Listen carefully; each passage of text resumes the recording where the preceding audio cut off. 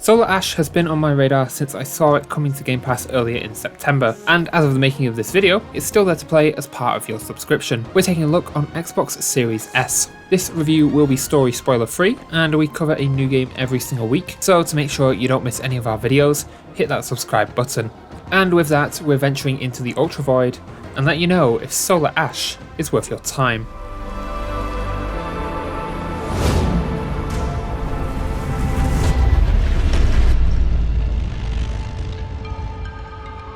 I am very conflicted with Solar Ash's gameplay, because on one hand, this is one of the most fluid movement systems I've ever had the joy of playing, and on the other, the damn camera won't behave itself when I really just need it to. Let's start with the movement, which is simply divine. Of course, you have your standard walking, running and jumping, but you also have the ability to skate, which increases your speed and also your turning radius, but in turn allows you to pull off insane jumps and weave around groups of enemies as you pick them off. Combat works around this movement by giving you a very wide swing with a very long range, which means that you never have to aim too precisely and can keep moving. If you do need a second to breathe though, you can time slip, which slows down time and gives you a longer range to aim for movement and combat. Naturally, you'll start out fumbling your way through platforming sections, but by the end of the game, you'll be flying around levels and completing objectives with ease. There is a nice variety of enemies, from these simple little lads to the flying guys and a few more complicated and more annoying enemies. Everyone here has a distinct attack, and in turn a distinct method of dispatch. Later in the game, this makes for some nicely varied combat scenarios, as a larger, more varied group of baddies will be thrown at you. Each area also has a giant boss monster, and these join combat with platforming to create some purely awesome sequences oddly reminiscent of Super Mario Galaxy.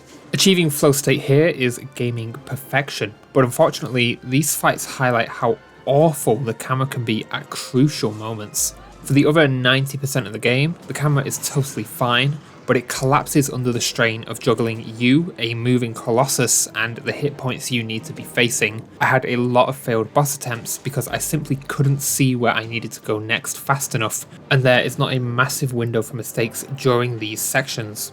The distinct world regions each introduce new environmental mechanics like grind rails, gravity jumps, and this horrible region which is filled to the brim with toxic green water. This was an interesting mechanic, but made my controller vibrate like it was trying to escape. On that note, you're going to want to turn the controller vibration way down because the base setting is far too strong. The game is doing a lot to keep each region varied, but unfortunately these efforts are a bit futile. The gameplay loop here is very repetitive. Find new region, stop to scan for objectives, which is really clunky and brings you to a dead stop. Go to objective, do small minigame, rinse and repeat and then fight a boss.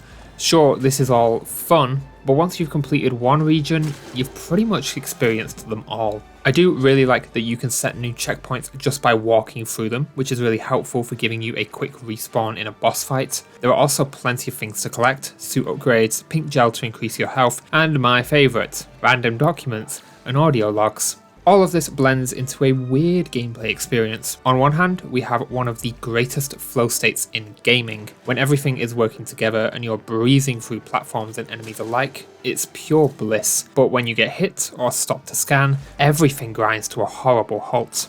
And the experience doesn't branch out enough to escape repetitiveness. I'm going to give this gameplay a tentative 4 out of 5 for the insane high highs, but do note that amongst all the greatness, there is a lot of repetitiveness, and a camera that doesn't always behave itself. Solar Ash is bloody gorgeous, and one of only 2 games that gets the weirdness of space down to a T. The other is Outer Wilds. One moment you'll be sailing across blue clouds, the next you'll be in the collapsed remnants of a city, then a moon whilst a giant spider chases you, or a stranded rescue ship. Every single area has a distinct visual style, and I was always looking forward to what I'd see next. Exploration is also handled very well from an art direction point of view. Once you've gotten your objective markers, it is very easy to plot yourself a route from afar. The game does a solid job of giving you information you need quickly so that you can retain your flow state whilst exploring new areas. One key aspect of information is enemy designs, and the roster is nice and distinct. They all have a similar white material design, but once again, it is very easy to see what you're getting into, and attacks are nicely telegraphed. The one exception is when these black birds hang around near this black goo. Actually making them out can be difficult. The bosses themselves each sport an excellently terrifying design. They are all huge, and my favourite was definitely this spider fella because he was framed so uniquely compared to the other bosses. Unfortunately, when fighting bosses, spotting these nodes that you need to hit can be tough between the camera not behaving and the perspective of the ground constantly shifting. I really felt like these needed to be more distinct, or you just need a little bit more time to actually understand where they are. Regular character designs are also nice and detailed. I just adore Rei with her fire hair and suit that dynamically cracks as you take more damage. The cast of NPCs you'll come across look great, but don't have a lot of animation work to truly back them up. A lot of these are reused every time you speak to someone, and I feel like a little bit more character could have been added here. Fortunately, Rei and the enemy roster have wonderful animation work. Skating carries a lot of momentum, and your sword slashes are accentuated with a great glow. Enemies look great as they dash towards you, and ranged attacks glow dangerously. When you do dispatch a foe, they explode into a cloud of pink goo and black smoke. I love it. Sound design does the job. The whoosh when you boost while skating and metal grinding on rails are some standouts. The bosses also sound fittingly gigantic. This is the final bit of care taken to keep that movement and combat feeling truly excellent. It feels good, looks good, and sounds good to simply exist in Solar Ash.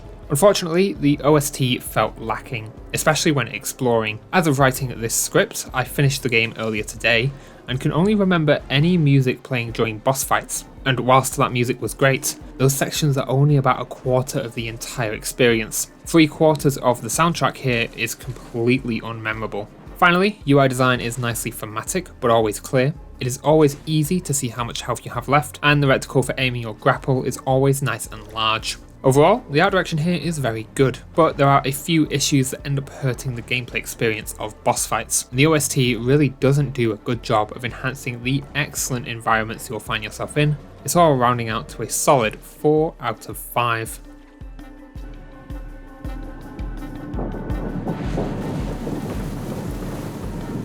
I'm starting to have a bone to pick with indie game narratives. Can we stop doing the whole deep themes with super vague story thing, please? It really isn't as clever as you all seem to think it is. For what it's worth, I did really enjoy the opening concept. Your planet is about to be destroyed by a black hole known as the Ultravoid. You crash land inside and need to find your team and activate the Starseed, which will destroy the Ultravoid and save your planet. Unfortunately, after the opening, the game doesn't seem very interested in actually developing its story. A lot of context for the world is buried in documents and audio logs, and you'll forgive me for not wanting to stop dead in my tracks to read in a game so focused on zipping around on roller skates and fighting giant colossi. Over your travels, you'll come across a roster of NPCs, each trapped in the Ultravoid and dealing with their situation in their own way. I just never found any of the characters very engaging, and any emotional beats with Sid were completely lost on me as the whole narrative arc felt overly predictable. The voice acting for each character also felt a bit phoned in. Every line felt like a first take rather than a cultivated performance, and it kept me firmly detached from Rei's emotions. You do get a choice of endings, which is nice, but I saw the whole conclusion coming a mile off, and I don't think that the game does a good job of handling its heavy theme of grief very well. This narrative is not outright terrible, it's serviceable enough to keep the game moving, but for me, it just felt overly predictable, and I never cared to search out more context because it brought the rest of the gameplay to a complete halt. Overall, Solar Ash is getting a 2 out of 5 for narrative. Another one. I told you all to leave me alone! Solar Ash is a complete and fairly expansive content package, backed up by a small array of solid settings, and is mostly technically sound. I did experience some frame rate issues at the beginning of the game, but the rest of my experience was completely stable. Content-wise, Solar Ash is a single-player world comprising 7 regions, each with its own smaller areas to explore, and all chock full of collectibles to discover alongside your main objective. The game strikes a good balance between having plenty to do, yet not feeling overwhelming in terms of content. You have 3 save slots to use, and 4 difficulty settings, one of which is unlockable after beating the game for the first time. Difficulty adjusts the amount of time you have to hit nodes whilst exploring and fighting bosses. We played on standard difficulty, and the margin for error here was fairly slim. Here are the settings you can tweak. There are major language options. Vibration has an intensity slider, and as recommended in the gameplay section, you'll want to turn this down. You can enable toggle skate, which means you don't need to hold down the button. Gamma also has a slider. Camera leashing on ground and clouds can be enabled separately. X and Y sensitivity have their own sliders. You can also invert each axis. Controller bindings can be completely remapped to your liking. There are audio sliders for master, music, sound effects, and voice volume. There are no subtitle options, but the base subtitles are clear to read, have a nice background, and only progress with a button press. The game is decently accessible at a base level, and any missing settings are definitely not enough to knock a point off. So, overall, Solar Ash is getting the full 5 out of 5 for specs.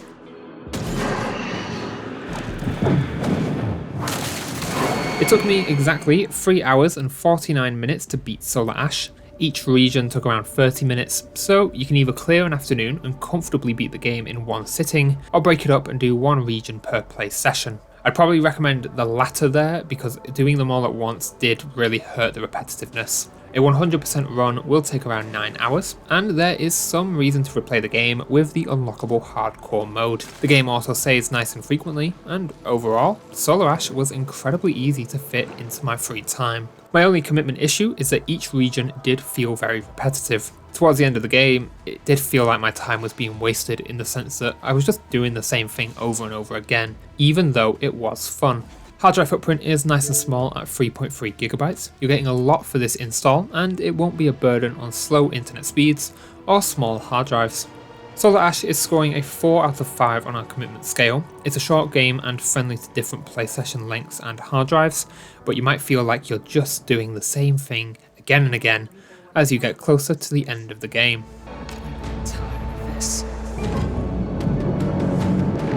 Solar Ash is worth your time. When everything comes together and you achieve that flow state, this is truly spectacular. But there are a few cracks around the edges when it comes to camera work, and the narrative swings big and misses hard. Make sure to hop in and see the magic for yourself, because this gameplay and art direction is fantastic, but don't expect too much substance under all of that style.